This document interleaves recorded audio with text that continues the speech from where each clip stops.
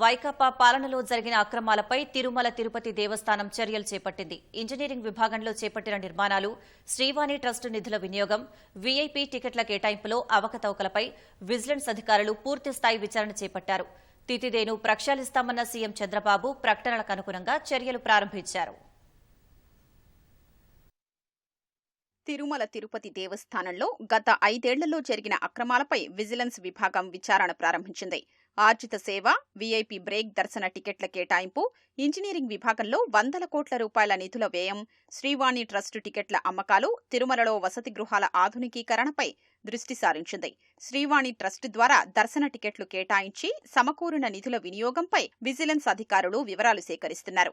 Srivani trust నిధులతో ఆలయాల నిర్మాణం, పురాతన ఆలయాల పునరుద్ధరణ పనులపై ఆరా తీస్తున్నారు. వైకాపా పాలనలో తిరుమలలో భక్తుల వసతి గృహాల ఆధునికీకరణ పేరుతో కోట్ల రూపాయల నిధులు వ్యయం చేయడంపైనా విజిలెన్స్ అధికారులు విచారణ చేపట్టారు. వరాహస్వామి అతిథి గృహం, నారాయణగిరి వసతి గృహాలతో పాటు సాధారణ భక్తులకు కేటాయించే వసతి గృహాల ఆధునికీకరణ కోసం కేటాయించిన నిధుల వివరాలు సేకరిస్తున్నారు.